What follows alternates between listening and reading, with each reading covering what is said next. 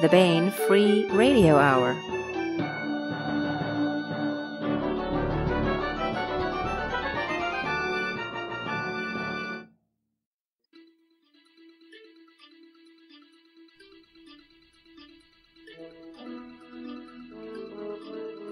Today on the podcast, One Sword, 1,000 Stories, though we're only going to have time to talk about a few of them. And part 18 of our complete serialization of Sharon Lee and Steve Miller's Alliance of Equals. That's starting right now.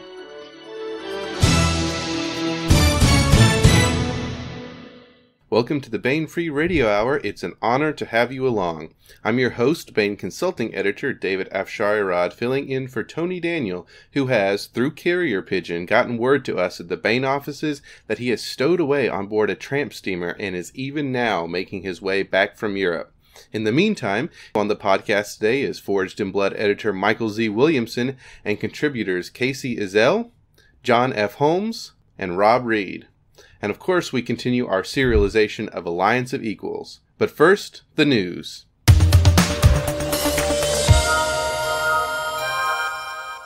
As you may probably know, Baen.com publishes new fiction on the 16th of every month. For September, we've got a real treat. Instead of the usual one short story, we're giving you 3. And one of them isn't so short. First up, we've got a brand new story by Frank Chadwick. Chadwick is the author of Chain of Command, which will be released in paperback in October. And this story is called What We're Made Of, and it takes place in the same universe as that novel. For the first time ever, a group of Marines is planning to assault an enemy space elevator downstation from orbit. If they succeed, they'll make it into the history books. If they fail, well, better not to think about it. It's up to Captain J.C. Murderset to make sure they don't fail. It should be just like the drills, right? Again, that's What We're Made Of by Frank Chadwick. Next up, we've got a novella by Catherine Acero. Children of Dust serves as a prequel to her new Major Bajan series, which takes place within her Skolian Empire. The latest Major Bajan novel, The Bronze Skies, is out now. Before she was a private investigator walking the mean streets of the City of Cries, before she was a military officer with Imperial Space Command, Major Bajan was a teenager in the slum known as the Undercity. Above, the City of Cries was little more than a dream, but in order to survive in the Undercity, she will have to survive a nightmare. Again, that's a new novella by Catherine A. Acero called Children of Dust. And finally, we are proud to present the grand prize winning story in this year's Baen Fantasy Adventure Award contest. J.P. Sullivan took home the prize this year for his story, The Blue Widow. Teresa is a Blue Widow. As a member of the Order of the Blue Cross, she wields a king's blade against all supernatural threats. She's good at her calling, if unorthodox. But when the Mother Superior tasks her with returning to her hometown, a place she has not visited since leaving 7 years ago, Teresa finds that there are horrors far more dangerous than any monster. Now she'll have to face her own past and prove herself worthy of her title. That's The Blue Widow by J.P. Sullivan. That was the winner of this year's Baen Fantasy Adventure Award.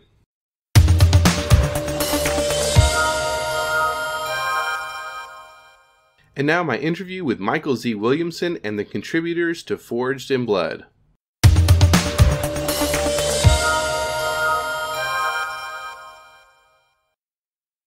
Hey everybody, we're here with Mike Williamson and some of the contributors to the new anthology Forged in Blood, which is out now in hardcover from Baen Books. We just want to go ahead and introduce our guests. First up, we have Michael Z. Williamson. He is a veteran of the U.S. Army and Air Force, a consultant on disaster preparedness and military matters to private clients, manufacturers, TV and movie productions, and occasionally DoD elements, a bladesmith, which I think probably factors into the book we're talking about today, and of course an author. His lifelong fascination with weapons often leads to buying, collecting, fondling, and anthropomorphizing weapons, or else taking them to the range or pel for practice. He's written many novels for Baen in the Freehold series, as well as a standalone novel, A Long Time Until Now, which will not be standalone for long. I believe there's a sequel in the works. Mike, thanks so much for being on and talking about the book with us. Hey, it's good to be here. And we are joined by John F. Holmes. He is a retired Sergeant First Class, having served in the Army and Army National Guard for 22 years. He took a vacation in Iraq in 2005 after accumulating numerous aches and pains and realizing he was way too old for this Army crap. Retirement led to a career change to cartoonist and writer. He is widely known for the PowerPoint Ranger comic. John F. Holmes, thanks for being on. Thanks, much appreciated. And finally, we have Kacey Ezell. She is an active-duty USAF helicopter pilot. When not beating the air into submission, she writes military science fiction, fantasy, and horror fiction. She has been on the podcast a couple times talking about her story, Not in Vain, which was in the John Ringo Black Tide Rising anthology and also reprinted in my Year's Best military and adventure science fiction. Today she will be talking about a different story on the podcast for a change. Kacey, thanks for being here. Thanks for having me, David. It's good to talk to you again. All right, Mike, I want to start with you since you are the editor on this thing. Forged in Blood is set in your Freehold universe, but it's we've done, Baen's done several of these anthologies, and we've got one coming up with the Monster Hunter Files, where Baen takes an author's popular world and lets other writers write stories in that universe. This one's a little bit different in that it doesn't all take place in the Freehold. I guess it is in the Freehold timeline, but it's a little bit different. It moves through time in a way that maybe is unexpected. So maybe just tell us about that, and also what there's a through line in all of these stories as well. Yeah, I finished Freehold. I was working on the weapon. I had some continuity between them because they overlap in the time frame. And I realized there was potential for a story about how one character's got a sword that was reforged from somebody else's sword. So where did that sword come from? And it just got out of hand. I put the concept together, and I actually talked to Leo and Jason about 10 years ago, and they were already writing stories. It was like, whoa. First I have to finish stuff I'm working on, put a proposal together, get it to Baen, get Baen to accept this idea, and then, start writing stories. And I worked, sort of works back on the timeline and forward on the timeline. And so this is, it's sort of like the Axis had its head replaced 3 times, and it's half replaced twice. The sword has been reforged, reincorporated into other pieces. There's not much in the way of original metal left in it, but it carries a consistency through a timeline, and these stories are about different people who held on to this artifact or its incarnations. Right, yeah, so we follow this sword throughout time, and it's interesting. This is definitely science fiction, but the first third, maybe, of the book or so is not really. It's more straightforward military, or there's stories set in ancient Japan or medieval Japan. So that was very interesting to see something go through time from the past through the contemporary up into the future. How did you assign these stories and where they were going to all fit? Did you have ideas? I want something set here. I want something set in this period, and assign those? Or did people call dibs on things, or how did that work? It was a combination. I had the timeline done, and then I had several specific episodes picked out, and then I realized I needed a couple more because there were excessive gaps. I contacted writers. Several of them said, I'm in. A couple of them said, I don't have any time, but I can recommend someone else. And then there was one meeting at LibertyCon where Chris Smith came up and said, I heard there's a Freehold anthology working, and I have a story idea. And I said, well, that sounds like a good idea, but that's not what I'm doing at this point. I'm doing this. And he said, oh, well, then I have an idea for that, too. Like, well, then I will consider it. So, and so then I sent out the list and said, so these stories are already accounted for these authors. Here's the stories that are left, call dibs. Got the whole thing filled in, and got Baen to agree and told people to start writing. Yeah, and what was, I would imagine that this was not something you had, I'm sure, some of the timeline mapped out, but when one writes a science fiction universe, you don't normally think like, let me go back to the 1800s to start. So, was that interesting or fun, or for you to extend forward and backward in time what you'd probably already kind of had in mind for the Freehold universe? And, it was a case of, on the one hand, I wanted to write this story. On the other hand, there was tremendous amounts of research would have been involved in all the historical stuff that are not in my area of expertise and would have required way too much research. And it's like, I probably know some people who are familiar with these eras, so why don't I get them to write those sections? Laying out the timeline was, it was, so where am I going to start? And actually, the Russo-Japanese War segment that Mike Master wrote was actually added later because I realized I had this huge jump from medieval Japan to World War II.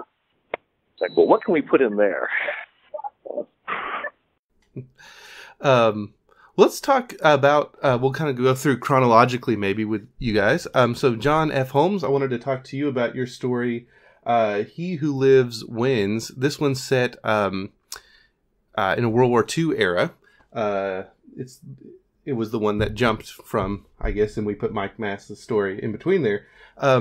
Just tell us a little bit about that. This is really a straightforward World War II. It's not a science fictional story at all, obviously.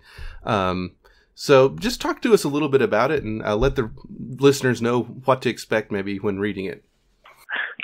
Sure. I started a lot of my time in the Army as an NCO, and I've been very involved in small units and motivating and training, squads and teams and sections and stuff like that. So what really I wanted to explore was what made men fight. And in the story itself, there's two elements. The first element is from the Japanese point of view, the culture of honor and the warrior culture and how difficult it is to live up to that, just pressure of, your father did this, your grandfather, his grandfather, all the way down. And that's epitomized by the actual sword itself. And then on the flip side of that, there's an American who really kind of starts out as kind of a skate or even really a coward. He's not really there for the fight. He's just trying to get by. And he's thrown into the thick of things. And his motivation comes from basically, the comradeship he has with his fellow soldiers and the sacrifice that they commit. And he feels he has to step into it. So really, I was just kind of trying to look at why men fight and how, I kind of had to get the sword from the Japanese to the Americans. So that was where the idea came from. Basically, my own experiences dealing with motivating young soldiers. Yeah, and I'm just curious because this is such a neat anthology and a neat idea. I'm just curious about how this came about.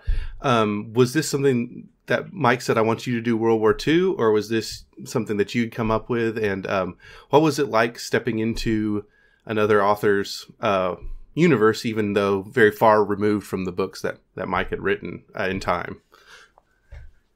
Well, I'm pretty passionate World War II historian, but pretty much Mike just said to me, hey, we've got to do this this is the slot that's left around the World War II era. And I started to think, where did the Americans come in contact with Japanese where that might be a case where the sword could go from one to the other. And I started focusing on the island campaigns. And I found out that I was kind of new, but really wasn't super aware that the U.S. Army had a big presence on Guadalcanal. And everybody talks about the Marines and kind of pride in service. I wanted to throw the Army in there. So I did a lot of research into the actual Army campaign on Guadalcanal, and the historical setting of the attack that goes on actually happened. Some of the figures that are there are historical, and I made my guys just kind of outliers of that. So it was kind of easy to fall into that setting. And Mike's books may be science fiction, but they're really about pride and honor and combat. So it was just pretty easy to plug into that, if that makes any sense. And now your story also dovetails with the one following it. Rob Reed's souvenirs, and Rob unfortunately wasn't able to be on with us today, but that was just interesting to me. Did you two discuss that, or was that something that when you open the book you go, hey, wait a minute, he's using my, he's using my characters in the next story? I did talk to Rob after he had written his story, and I think Mike had given him the background, a little bit about how the sword was transferred, during World War II. But Rob and I did coordinate, as in, character names and stuff like that, to make it continuous. And I think that worked out really well. I, read the book again last night, actually, and it was a seamless transition. And I also kind of knew a little bit about what the story was before me to kind of just make it, the transition. Working with another author was actually a really cool experience. And I think the communication that Mike and it facilitated between all of us just made things work out really, really well. Yeah, and I heard a beep. Rob Reed, are you on? Yes, I had a problem connecting earlier. Hey, no problem. I had just said that you weren't able to make it, but we are glad that you were able to make it. So I'm just going to go ahead and introduce you now, and we'll talk. We're right at the point where we would have talked to you about your story, so that was great timing. Rob Reed inherited his love of reading from his parents. He loves science fiction, fantasy, mysteries, thrillers, and military history. He's been an ER clerk, reporter, magazine staff writer, and firearms instructor. As a self-described professional projectile launcher enthusiast, he writes about guns and shooting for a variety of publications and websites. Rob Reed, glad that you were able to make it on, even with a little technical difficulty there. So I was just talking to John F. Holmes about his story and how it dovetails very nicely into yours, souvenirs. And this one was interesting because it is not a military setting, it's not or a battlefield setting. Not all the stories in the book are, but that made it stand out to me. And it's about a war souvenirs, essentially. In this case, of course, being the sword that Forged in Blood is centered on. And I just wanted you to talk about the story, maybe let the listeners know a little bit about how it came about and what writing it was like. This was a really interesting story to put together. I have to admit, when we were discussing what stories I might have a slot for, it wasn't my first choice, but I'm glad it worked out this way because the other two were written by, I believe Peter Grant did one of them, and I forget who did the other one that was set in the future, but they were both better interpretations of that material than what I had been thinking of when I was noodling it in my head. And this one was a lot of fun to put together because, as you pointed out, it's not actually set during wartime. So I decided to make it about, fathers and sons and responsibility and the lessons you can learn, from someone who's been through a war, even though you yourself have not. But I don't want to give too much away, but I think I really tried to make the themes fit within the Freehold universe. This is obviously before the colonization of the planet exists several hundred years before, but I'd like to think that some of the characters would have fit in just as well 200 years later. Yeah, the challenge when talking about short stories is always you don't want to give everything away, and especially with a story like this. I will say, even though in the book we have, very intense combat scenes, this story in a way really had me at the edge of my seat. And even though it's a much smaller stakes in a way, what we would think of as smaller stakes, it really, I think you did bring those themes to the fore in a much more human story, and just wanted to commend you on that. We talked a little bit to John Holmes about you guys working together, because this is one continuous family story, or maybe not continuous, but does involve those characters. Was there anything about writing that, how that dovetailed together with him that you wanted to share? I tried to be very respectful of the character that he introduced in his story, being one of the primary characters in my story. I tried to be respectful of it, and I looked at the clues he gave to the background and to the thinking and some things John told me privately when I did my interpretation of them, so that it would fit in. And and also realizing this is 10 years later, the war's over, and he's established a life for himself. But I think I tried to stay true to the heart of the character, and then going from there, as the other characters in that same family, kind of followed that family line right on down. I was impressed with how it turned out. I wouldn't have written the story in that way. I wanted the transition from wartime to peacetime, and then setting it up for the actual future science fiction stories that were coming up. And Rob sent it in. The first thing I said was, okay, well, I need more of this. What you've got is good, but there needs to be more. You stopped too soon. Let's just keep this going. And it was there was a lot of tension regarding, how this artifact is being handled by a couple of kids who really don't have the context to understand what it is. To them it's sort of an object of interest and desire, but it doesn't have the same emotional impact it does to the veteran who recovered it. Right. Yeah. Well, then right after Rob's story, Souvenirs, Mike, we have a story co-written by you and Dale C. Flowers that, in a way, was my favorite because it was very funny. And I'm not a firearms or edged weapons collector, but I'm a guitar player, and to see the crap people do to these vintage guitars, I very much related to this. It's a short story. It's in some ways a little slight, I guess, compared with some of the other grand themes we've got. But I really enjoyed this one. I just wanted you to talk about it for just a moment. Yeah, I've worked on guitars too, so I feel your pain. It's basically what happens when Bubba gets a hold of a priceless artifact and decides he's going to fix it. And I actually had a sword that was in the condition described in that story at one point. A friend of mine brought this to me and said, "Look at this poor thing. What can we do?" And it's like, there really isn't much we can do.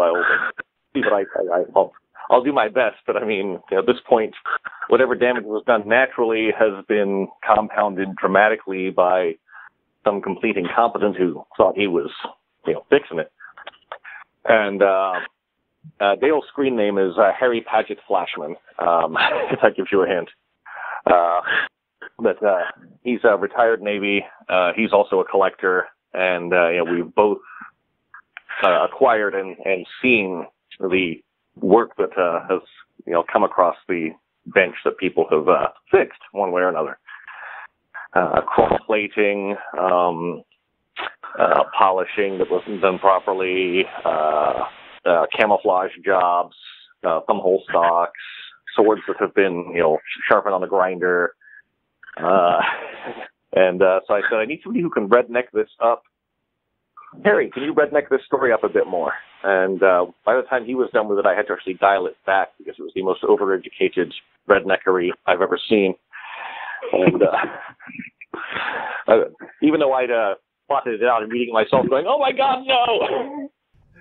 Yeah, and it's sort of when you look at some of these, it's wonderful because the first part of the story is told from the point of view of the guy who's doing this, ruining it, thinking he's fixing it. And so there's a great dramatic irony there where you're like, no, that's not. And it's also great because, you see these things and you think, what you would like to have happen to the guy who did this. And we get a little bit, it's a cathartic experience. Let's just put it that way. I guess if we want to, I wanted to talk a little bit. This is sort of an interstitial story that takes place to kind of get the sword from one point to another. But you also have these little interstitial pieces throughout that kind of are from the sword's point of view. And I just wondered if those were fun to write. They seem like they would be kind of a cool thing to do. But those were fun and very easy to write. If the sword had a personality, how does it feel at this point? And actually, so that story actually set up for Craftman's story, and then we moved to the near future. And Kratman took that and ran with it brilliantly. He actually incorporated the sword's personality into his story, and it's simultaneously tragic and comedic. Yeah, I was going to ask you at the end to talk maybe about some of the other stories, but do you want to talk about Tom Kratman's? Oh, yeah, that was it. I mean, the artifact has been mostly restored as best it can be, and his character acquires it and goes off to fight a new politically correct war, which, yeah. So then we segue into your story. Again, this one was with Leo Champion, The Day the Tide Rolled In. You let me just talk about that. That's actually related to a project we've had mostly done for about a decade that we're trying to wrap up now, which is sort of a near future background for the Freehold universe. And so the sword had to get there because that's where it's going from there to Granny of the Freehold and future stories. And so basically, Leo's job was to condense the background of an entire novel into the first 3/4 of a page of that story, which he did well. And then we went back and forth writing moving the character and the scene along. And it's the near future Indonesia. It's fragmenting yet again because Indonesia's had that problem repeatedly, or what used to be the Dutch East Indies. And there's internecine conflict all over. And this former Marine winds up. These are commercial crewmen, ship crewmen, realizing that this island that they're porting at is going to get completely slaughtered. And regardless of the risk, he can't just stand back and watch it happen. Yeah, and what was this like? Have you written with other people before? You've got a few, like I said, 2, I think, co-written stories in here. What was that process like? Was it you did most of the outlining, they did the writing, and then you did a polish? Or I'm always just fascinated by how writers work together. It varies. I co-wrote some fantasy with my ex, and I've done some with my girlfriend for different universes. And of course, those are in other people's universes as well. So I'm collaborating with someone in a third party's universe. And then Leo and I have been working on this, and so for Dale's story, I'd written the rough outline and some of the details and handed it to him to redneck up, as I put it, and then polished it. With Leo, we had the shared universe, so I told him, distill it down and get us set, so the reader knows where we are. And then I took some of an existing scene, put that in, and then we went back and forth. With the stuff I did with Gail and then with Jess, frequently they have the plot. I act in a supervisory capacity and basically edit and keep it on track because I'm a more experienced writer. And then again, it goes back and forth on content, dialogue, action. I co-wrote The Hero with John Ringo, where he handed me a 20,000-word outline, and I turned it into a novel, and he reviewed it. And then there was the Shared Universe, Clan of the Claw, where Bill Fawcett gave us the Universe Bible. I read Harry Turtle Dove's story, I read Steve Sterling's story, and then I wrote mine. Those weren't really collaborations, but they're it was a shared universe kind of thing like this. Yeah, it kind of depends on the situation. Now, of course, you did not only co-write and edit in this, you also wrote some stories on your own. Solo Mike Williamson, 2 of them back to back, The Reluctant Heroine and The Thin Green Line. And these, again, these are they're all related stories, but these are even more related that we follow, again, the same character. And these do take place. The first is during the Separatist War with Earth and the Freeholders. And so this is probably some familiar ground for you. What was it like? How did you decide to set these where you set them? And for readers who've read the Freehold books, where do these fall and how do they relate? So the first one is just an excerpt from the Battle on the Bluff in Freehold. And then I edited it so it became a standalone short story rather than a chapter, actually a couple of chapters. So that's an existing story just worked in because that character had the sword, and that was a significant battle. Right. The second one was I wanted to write a story in the Freehold universe of somebody attacking an embassy and realizing it was a really bad idea. So I wasn't able to use their embassy, but I was able to use somebody else's embassy, and lay down that that different cultures have different ideas of how they protect their resources, and it seemed an appropriate place. And of course, the character has aged and is a lot well battle worn, and it is not really all that enthusiastic about this type of stuff anymore. But if it's got to be done, it's got to be done. And it was semi-fan service. I roped in a couple of other characters that I knew people liked because I could easily fit them in there. And then it turned out to be more than just a battle. I had to go into the characters and the universe, as one does. So it turned out longer than I'd expected. But I was happy with how it turned out. Yeah, I think it was a good one, and I think so. This will be a pleasure for fans of the Freehold series to return to this character, and what's that? What was that like returning to these character? This character that you said appears in the first Freehold novel. What was that like? Just coming back to a character that you've written in the past, maybe a little bit later and in a different way than you thought. Yeah, I wrote the rough of Freehold in about 1998. I sold it in.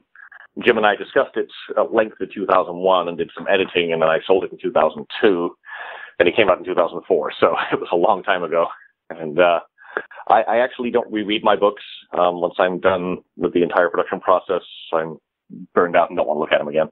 So I had to ask a couple of friends to look up some info for me. I did a little bit myself. I just really don't like rereading the old stuff. And then when I edited the first story, I realized, my God, I sucked as a writer back then. It's the first novel, it's okay, but I am so much better now. And then for the new one, it's like, so this character is going to be, 20 years older, and you have I'm 20 years older, and you have an entirely different perspective on things at that point. And once you have kids, once you've been around the block a few times, been shot at, blown up, run over, stranded, whatever, a few times, your outlook changes. And so it was fun to do. I had to get into the right mindset.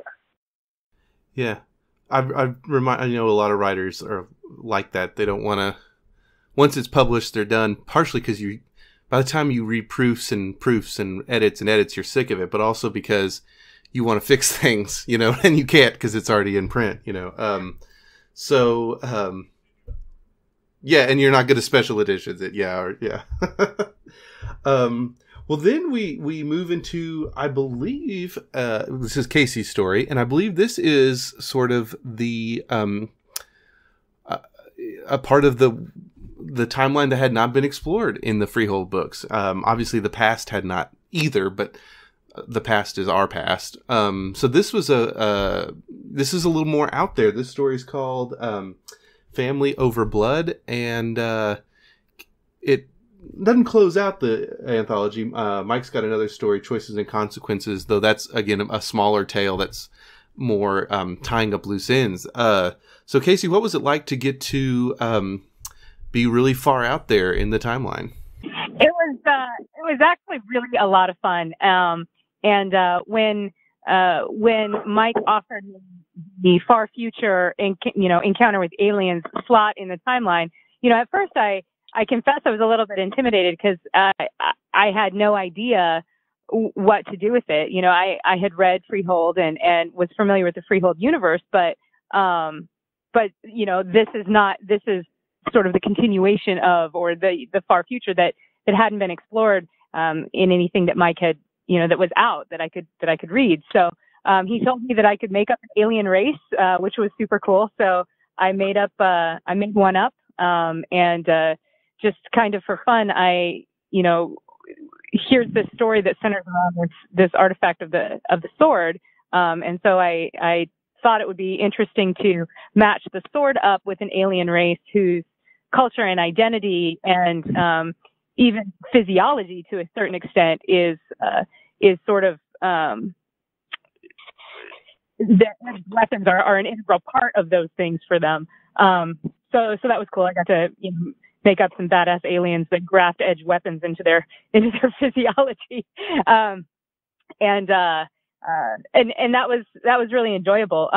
Mike was terrifically supportive, and I really actually learned a lot from him in this process, because he gave me the sort of the parameters, and then let me run with it. And then when I presented him, with the finished story, he came back and said, I like this, I like this, I like this. This doesn't work in my universe. This doesn't work in my universe. Let's put it here and here. And I was really very grateful to him for the mentorship that process provided, both in this specific instance in writing this story, but for me as a writer overall too. It was my fault there was stuff there that wasn't supposed to be, because I'm like, well, it's sort of fleshed out, but I haven't really, we'll go ahead and write. Oh, no, that's not what I meant. So she had to edit a few things, and it was my fault for not having a fully formed vision when I started. I was going to say, it wasn't onerous at all from my perspective. And like I said, I think going through that process certainly refined my technique as a writer myself. So, I'm happy to chalk it all up as a learning process, and thank you for it. So. Yeah, Kacey, I was going to ask about the aliens, whether you made them up or whether that was Mike, but you answered that you got the chance to do it. Did you come up with I guess the question is now, did you come up with the idea of even having aliens, or was this something he said, look, this is the future, we want aliens in it, and you get to make them? How did that come about? Yeah, so Mike specified that the sword would be carried in an encounter with an alien race. When I clarified with him, he stipulated that it was one that we had not yet seen in the Freehold timeline, in any of his books. So at that point, I was kind of off to the races. And I think what I did was I sent him back a quick email, said, hey, here's what I'm thinking about. They're a bipedal race, and they come from an iron-rich planet, so they have evolved to work with steel. And in fact, they do this thing where their warriors graft edged weapons into their limbs, and as a culture, they revere melee combat. Does that work? Is that cool? And Mike came back and said that was good by him, and I asked him a couple more questions about steel and the composition of it, because it's not something I'm super familiar with. So it was neat for me to be able to have him as a resource, both as an editor and a senior author, but also as a subject matter expert, because obviously he's a bladesmith, and I am manifestly not. Thinking about the cutters, or the name given to the aliens in this, thinking about them and how having that culture that they have of using edged weapons. I'm just reading over the story. When I heard the idea for this, I thought it was really, really cool, and I also kind of wondered, how are they going to pull this off? Because you're talking about modern day and science fictional, and there's a sword in it. And I think one thing that came across reading the book to me was how well everyone integrated the sword into things. It never felt tacked on, and it never felt forced to that someone would be using it. And I think that's just a tribute to all the writers in here, that they really did a good job of the sword really being an integral part of those stories, and like I said, never feeling forced at the same time. So Mike, you closed the book out with another story called Choices and Consequences. And again, from like I said, the perspective I have of playing music is I see guys who will play these vintage instruments on stage, and then you see guys who will put them in a shadow box and never play them, and they're meant to be played. And you hit on that with the sword in this, and to close out the anthology. And if you wanted to talk just a little bit about that story. I have all that all the time with my firearms collection. This weekend, I was shooting a 200-year-old German cape gun and the original Civil War revolver. And some of the collectors are, oh my God, it's the worst thing you can ever do is to shoot them. I was like, dude, they were made to be shot. As long as they're kept in good repair, that's what they do. Yeah. And some of the toys I'm looking to buy are decades old and never been fired. And it's like, I'm not sure I want to buy one that's never been fired because I'm going to shoot it. So yeah, it comes down to what do you do with this artifact once you've identified it? Is it are you going to put it in a museum? Are you going to take it out and beat it up? Are you going to let the dice fall where they may? Yeah, and different characters have different perspectives on what you do with such a thing. Yeah, and that, like I said, closes out the book. We have, of course, not everyone can be on when we do these discussions of anthologies. Mike, did you want to talk about any of the other stories or just mention some of the authors? Tony Daniel has a long novella in there, and he was hoping to be on, but as I said at the beginning of the podcast, he's in Europe or on his way back from Europe, so he wasn't able to. But we've also we mentioned Tom Kratman, Larry Correia. Yeah. Going from the beginning, I'd asked Brad Torgerson. He said he wasn't available due to both professional military and writing schedules. He recommended Zach Hill, who I knew secondhand. I asked Zach for writing sample. I said, sounds good. What do you want to write? He said he'd start with ancient Japan. Like 3 days later, he sent me a story that was, the foundation for everything else. Wonderful story. And then tragically, 2 weeks later, he died. But he did write a really good story, and he's got that to be remembered for, among his other accomplishments. Larry Correia said he really wanted to do feudal Japan. He wanted Oda Nobunaga on people. And, there's a whole section of the book that's dark and gritty, starting with that. When I contacted Mike Massa because I needed Russo-Japanese War, and given his background, I thought, he might have some something for that. His email response was, very, very professional. He says, well, professionally, I have, knowledge of that era and of this and that, and I believe I can deliver a product that will be satisfactory. Basically, is what he said. In his case,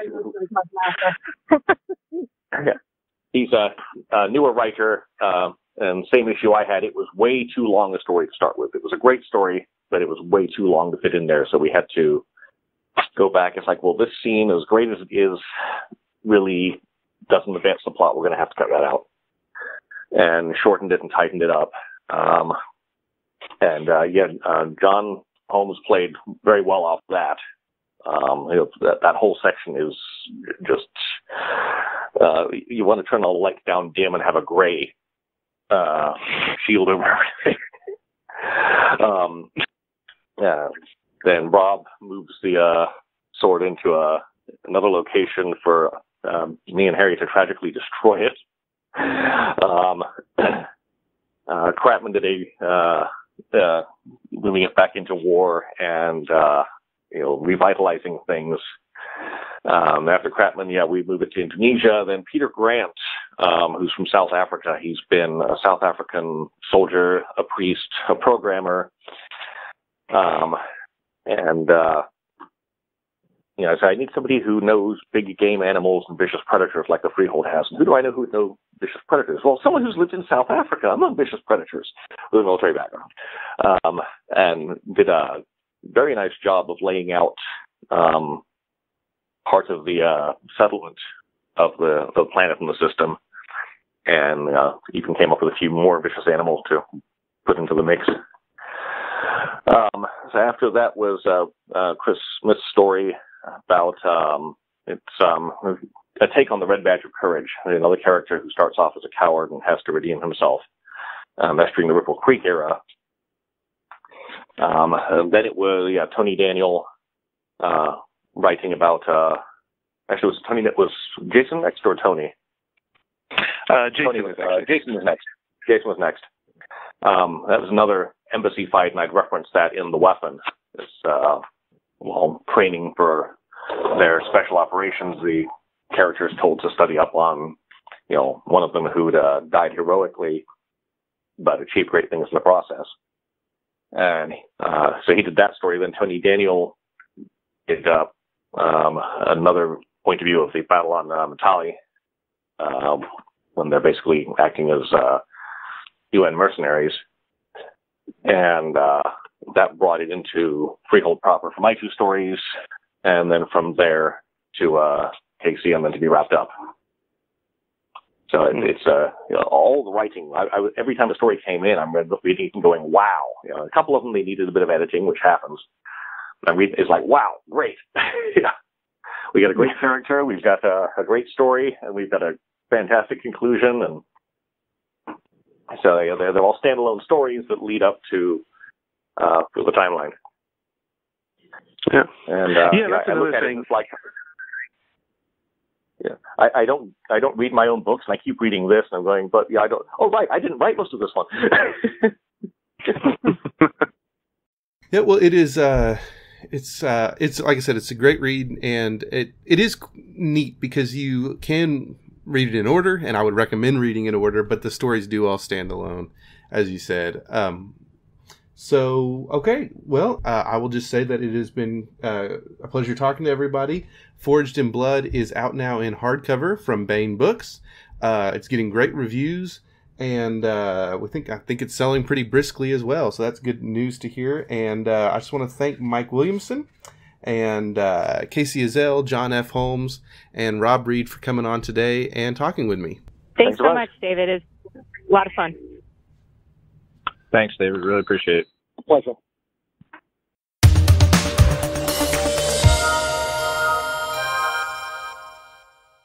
And now we continue our serialization of Sharon Lee and Steve Miller's Alliance of Equals. Chapter 11. Dutiful Passage. Which means that my research was sound. There is profit to be made in Mylaster on Chessel's world, Patty said warmly, eyes flashing with triumph, her soup forgotten on the table before her. Abruptly, her shoulders sagged, and she averted her face. Only one is not allowed to keep it, which seems some way less satisfying than no profit at all. Also, she said, putting her spoon down with the air of one who has no appetite, I've overspent my spec money. Even if another high-profit deal presents itself, I haven't enough funds to take proper advantage. You did take a bold gamble, Sean said, leaning back in his chair. He was toying absently with a wineglass, all of his attention on Paddy. He had several times during the course of the meal perceived anomalies. A smile yoked to a sudden, frigid tremor of fear, a shrug of resignation linked to a flicker of white anger, and once more fear, shadowing a bold look of pride. I seem to recall, he added, when she made no answer nor even looked up, that we had touched upon the wisdom of committing so much of your cash to one deal. He expected a pretty sparkle of prideful temper and a sharp reminder that, had Chesilport law not been quite so addle-brained, she would have trebled her funds. It was what he would have done when he was her age. It was what he would have been strongly tempted to do even now. Paddy herself. But it occurred to him, watching the subdued halfling across the table, that Paddy was not herself. Yes, sir, she said. I ought to have been more conservative. And there it was at last, a flare of bright, sharp heat. But I was right. Energy sparked and pinwheeled. Patty raised her head, and it was pride and justified anger he saw on her face.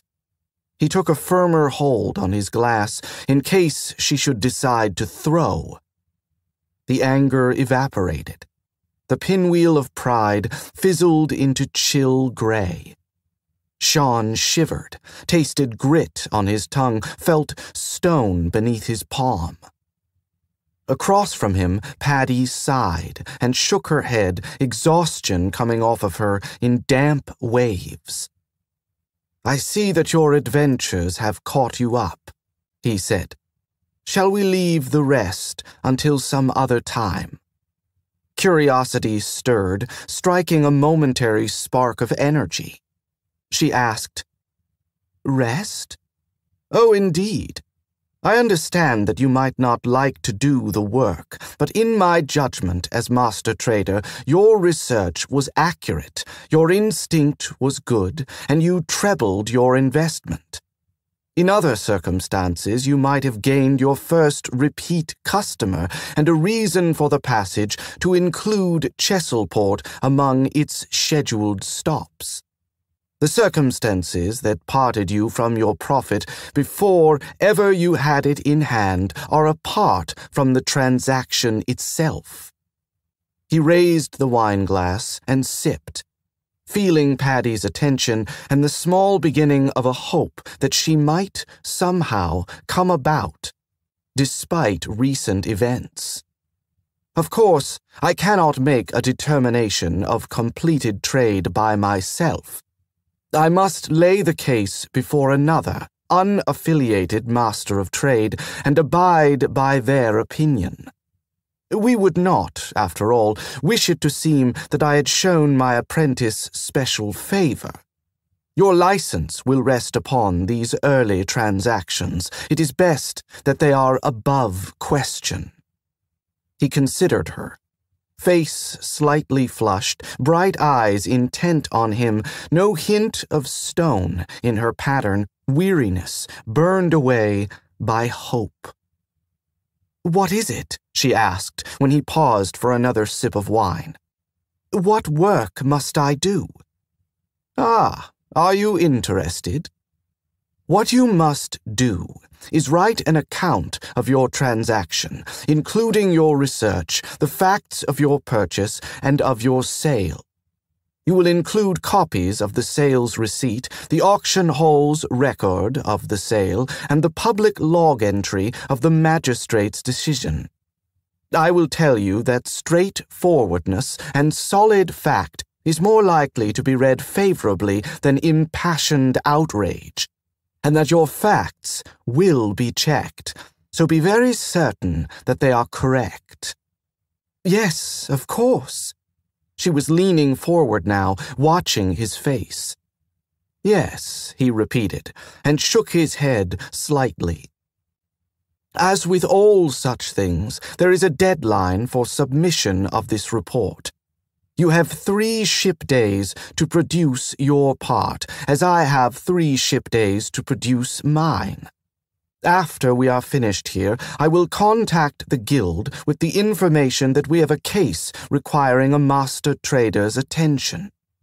Once our reports have been transmitted, the master trader will have 2 standard weeks to render her opinion, which she will send to the guild. The guild will then inform me of the outcome, and he inclined his head politely, will inform you. If the outcome is as we desire, your trade at Chesilport will be admitted to your record, rated favorably, and become one of the cornerstones of your license." "And," Paddy's voice squeezed out. She cleared her throat and began again. "And if the master trader should disallow my trade, then it is done, and you have only lost what you never held." Her mouth tightened at that, and he tasted the sizzle of anger. But she did not choose to dispute him, and after a moment, she nodded. "I am willing to do the work," she said. "Very well, then. I shall expect your report on my screen in 3 ship days. In the meantime, there is one thing that I may do, as master trader on the dutiful passage." Paddy's expression took on a certain wariness, for which he didn't entirely blame her, but she asked him courteously enough, What may you do, sir? I may bring your spec fund back to pre-Mylaster levels. She blinked. But I made the buy. There was no loss there, though I will allow it to have been, perhaps, a little reckless. It's nothing short of astonishing how often boldness is found to be its own reward. However, this is no act of charity. It is a loan. A loan? Exactly. Should the master trader decide in your favor, the guild will reimburse you for half of the lost profit. If that should happen, you will repay me from those funds. And if the master trader decides that my case has no merit, then you will come to me with a plan to pay back the loan by the end of this trade run. Are these terms agreeable? Yes, master trader. Excellent. We are in accord. Now, may I suggest, as your parent, that you do not begin writing or researching your report until you have slept for at least a half shift. Yes, father, she said, and gave him a fond smile that he found to be sincere on all the levels accessible to him. Truth told, I am a little tired. She was more than a little tired, but he held his tongue and forbore from probing more deeply, drilling for stone. Instead, he gave her a smile and allowed his love for her to sweep out and envelop her as he rose and walked her to the door. Sleep well, child, he said softly, gently reinforcing the impulse to sleep. Yes, father, she said, and stood on tiptoe to kiss his cheek. So, nothing yet? That was Vez coming in for her shift. She threw a fast glance at the changeover board, but she'd see the answer on his face easy enough. Nothing yet, Stu said anyway. It had become a ritual, like they'd taught at home before he got tired of ritual and hired himself off-world. He was plenty tired of this ritual, too, and even tireder of the fear that was the reason for it. Still peaceful, he said, watching the screen. The screen, divvied up into 8 sections, 1 section each, for the ships that made up the being who called himself Admiral Bunter. The 8th displayed the boundary beacon where a ship jumping in would show first. Vez sighed and came over to stand at his shoulder, looking at the screen in her turn. How much longer you figure on waiting, Stu? Still got 8 days on the station master's word last time I counted, he said, stiffer than maybe he oughta been. Him and Vez, they worked good together. They consulted and kept each other in the loops. Not that there had been all that many loops at Jemiatha's jumble stop, nor crises neither. Except for the one they had now, and it was a doozy. 7 near-derelict ships, keeping station, keeping watch. He ought to have known better than to take an independent logic on, but the logic, Admiral Bunter, had saved the station's bacon. And he had some manuals, and he'd always been good with tech, and he'd been overconfident, is what. Should have dismantled the old ship's first thing, should never have let that little captain talk him into keeping what she'd done. Made it sound so damn reasonable, made it sound like there wasn't going to be no problems at all. Been peaceable lately, he said quieter, and heard Vez sigh, felt her hand come down light on his shoulder. Ain't been anything but a couple junk haulers in since, she said. How do we know what it'll do if we get in a ship full of Marines or some miners looking for a good time? Yeah, well. Vez was looking at a malfunctioning machine, which was worrisome enough for Vez, Stu thought. Independent logics was make-believe to Vez, something like you'd read about in thrilling space adventures and get all over shivery for a minute. Somebody with family. Connections, Vez continued, her fingers pressing hard into his shoulder, instead of a rag-edged rim runner. Stu shrugged and moved out from under her hand. Still got 8 standard days, he said, turning to face her. Vez pressed her lips together and shook her head. He braced himself for maybe a cussing out, but her voice was even and reasonable. We got the cannon up and targeted, she said. Well, that wasn't no good news, and a bad plan, too. The idea was to target all 7 pieces of Admiral Bunter at once and blow him to galaxy nowhere before he knew there was a threat. Problem being that Stu was pretty sure the Admiral knew about the cannon. He was slow, but he was thorough.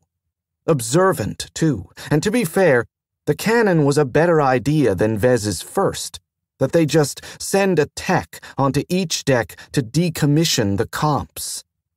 That, in Stu's not exactly uninformed opinion, would have been suicide. Admiral Bunter's personality was shared around 13 comps in the 7 old ships. He'd know what was going on the minute the first tech went for main comp. And he'd act to defend himself, which anybody would, and there would be 7 dead techs and an angry Admiral Bunter. We don't know the cannon'll work, he said to Vez. We can't afford to have him mad at the station. So far, he don't see us as a threat. He sees us as something he's responsible for protecting. If we make a move that causes him to suspect we're trying to kill him, I can't answer to that, Vez. Nor I might not have to. Those ships can take out the whole station. And they will. It's not stable, Stu. I know, he said. I know that. Let's just wait a little longer, Vez, right? She sighed, but Vez nodded. Day 9. We still got nothing? We use the cannon. Stu shook his head. Day 9, we still got nothing. We pull the whole crew together and we go over the situation. Come up with a plan.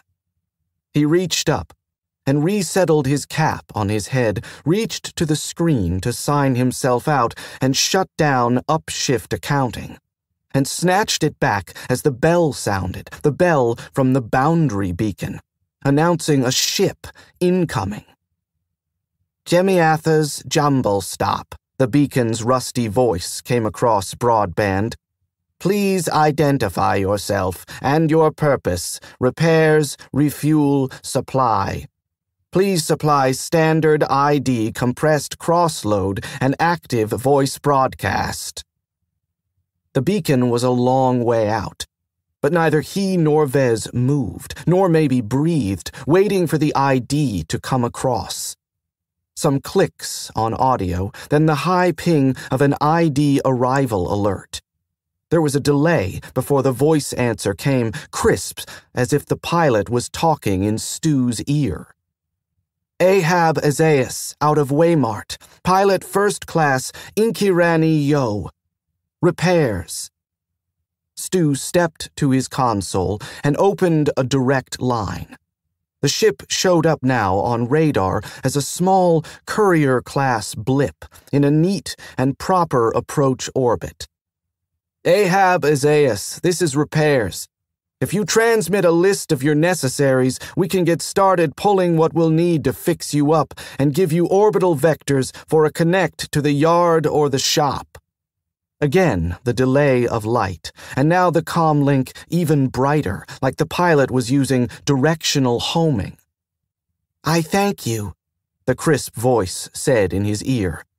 My necessity is to speak with Master Mechanic Stuart Vanagoff. He had requested my assistance. The station seemed to rotate around Stu. He grabbed onto the edge of the console and let relief take him. "Yard," he said, touching a different comm slot. "Yard and security. Be advised, incoming will visit the station by invitation."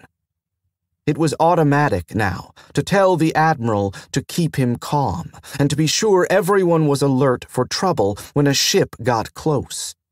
What he couldn't say, and hoped didn't show, was his exquisite relief.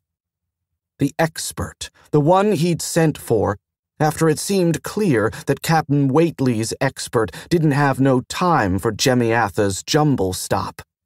The expert had finally arrived. Before the passage left Surebleak, Aunt Anthora had given Paddy a name day present. Never mind that her last name day had passed inside Runig's Rock, or that her next would very likely be celebrated aboard the passage. It was never wise to attempt to reconcile Aunt Anthora with mundane realities. So Paddy had received, with all due gratitude, a bath set. Soaps and shampoos and lotions, all scented with lavender. A small luxury, Aunt Anthora had said, putting the box into Paddy's hands. A small luxury, niece, against a time when you may wish to smell like flowers. Smelling like flowers was certainly better than smelling like Chesilport, or like fear. Paddy had therefore carried one of the smaller soaps and a vial of shampoo into the fresher with her. The lather on her skin was creamy and sweet, the scent reminding her of home, of Treala Fantrol, where there had been a planting of lavender directly below her window. Yawning, still Paddy took time to wash her hair twice and to think grateful thoughts to Aunt Anthora. Now, warm and sweet-smelling, she sat on the edge of her bunk and reached out to pick up the bowl the artisan had given her at Andiri. It rested lightly in her palms, the blue surfaces agreeably textured, the white surfaces as smooth as ice. Yet for all of its lightness and beauty, it was not fragile. It was in no danger of being broken. Like Uncle Val Khan's special knife, Paddy thought, the crystal blade that was given to him by his clutch turtle brother. And who would think of using weapons-grade crystal in a glaze to protect art? Art and weaponry would seem to stand on opposite hills, and yet here they were, each nature complementing the other. If only she could turn that trick, she thought, and yawned suddenly and widely. Well, yes, she was tired. She had said as much to Father and promised him that she would nap. The shower had loosened muscles tight with the aftermath of fright, and the lingering scent of lavender lulled with memories of home. She put the bowl gently back in its place on her bunkside table and slid under the blanket. Settling her cheek against the pillow, she sighed once and slid into sleep. It had been a quick skim in and out at Biradine, clustering subsequent jumps as close as was prudent for human health. Pilot Tokul was eager now to reach the site of their assignment, this Jemiatha Station, or, as it called itself, the Jumble Stop. It offered supply and repair, and kept an astonishingly large yard of out-of-service ships from which to draw parts. So far out from the more traveled routes, Hasenthal had said to Tali. Why do they have so many? Probably because they're remote, Tali'd answered. Out in backspace, a lot of the ships are old. Working 100 standards or more makes sense to keep parts for ships that are the same age as your customer's workboat. It was fortunate for Jemiatha Station, and also for the being that Tali and Pilot Tokul hoped to educate, that the location was so remote. One pilot and her ship had died through what Hasenthal's comrades deemed an error of ignorance. They were to assure that another such error was not made. Tali had told her that education was key. Poor fellow wakes up into himself without any parameters, except only that the station's under attack and it's his duty to protect the station. First thing he does, without even properly knowing the why of it, is kill a ship and all aboard. Next time he sees a problem, it's no wonder he applies the same solution. It's the only answer he's got. It's gonna be my job, mine and Pilot Tokel's, to teach him better. Show him there's a wide range of answers and how to sort his problems down from code red. What if, Hasenthal had said then, for she was very curious regarding this process and what Tali was about as a mentor. It had become apparent in their talks at board together and at meals that he considered this work, above all others, his work, and she hoped that she would be privileged to see him at it. What if he does not learn?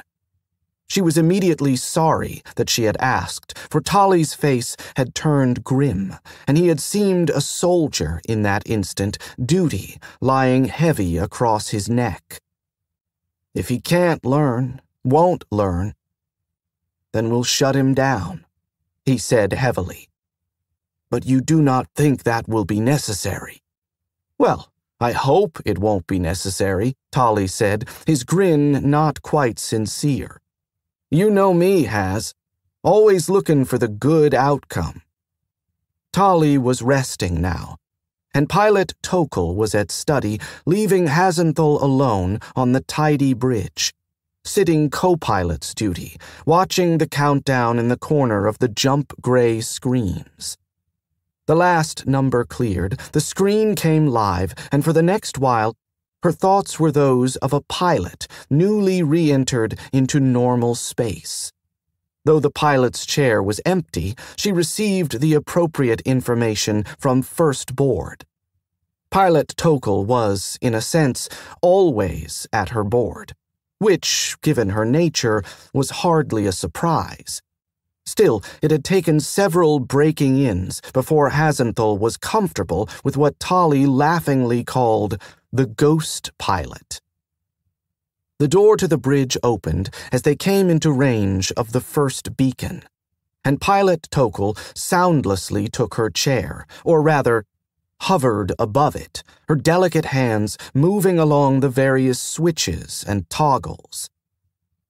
"All's well, pilot," Hasenthal said. The pilot surely knew so, but she'd found that she not only needed to state the obvious, but on the two occasions when she had made an attempt not to do so, the pilot had prompted her for a status report. "Excellent," Pilot Tokel answered. "Wake Pilot Tali, please. I want him with us on the bridge when we approach the station." "Yes, pilot." Hasenthal opened the line to Tali's quarters and relayed the message, receiving a sprightly, "I'm on my way," in return. Nodding, Hasenthal closed the line just as the comm light snapped on. An auto voice came, a little too loudly, over broadband. Hasenthal adjusted the volume down and felt a foolish tightening of her stomach. "Jemiatha's Jumble Stop, please identify yourself and your purpose. Repairs, refuel, supply. Please supply standard ID compressed crossload and active voice broadcast." There was other traffic in the system, which the ship noted, as did the pilot, and the beacon message repeated, an endless loop, if it received no answer. Hasenthal raised her eyes to Tokel to see who would answer the beacon, and by then Tali arrived, still adjusting his shirt. His eyes were on the big screen, then, Those, he said, pointing to 7 mismatched dots ranged well away from the busyness of the station's core cloud. Dots that were somehow not the station's stock in trade, but something more. Those are the Admiral. Hasenthal allowed a slight smile to form on her lips. Tolly pretended to be an amateur in everything, yet it wanted the eyes of a well-seasoned pilot to pick out and understand those dots on the screen. "Please announce us, Pilot Hasenthal," Tokal said gently. "Mentor, your attention here, if you will." Tolly moved to the pilot's side, taking an earbud from her hand. Hasenthal keyed the command, "Terrigan, out of Waymart. Co-pilot Hasenthal Norfelium. We seek long-term docking." That's it for Part 18 of our complete serialization of Alliance of Equals, and that's it for this week's installment of the Baen Free Radio Hour. Thanks to Mike Williamson, Kacey Ezell, John F. Holmes, and Rob Reed for taking time to talk with me today. And thanks to Audible.com and podcast theme composer Ruth Judkowitz. And of course, thanks to you, listener. Tune in next week when Tony Daniel returns here at the hammering heart of science fiction and fantasy, and keep reaching for the stars.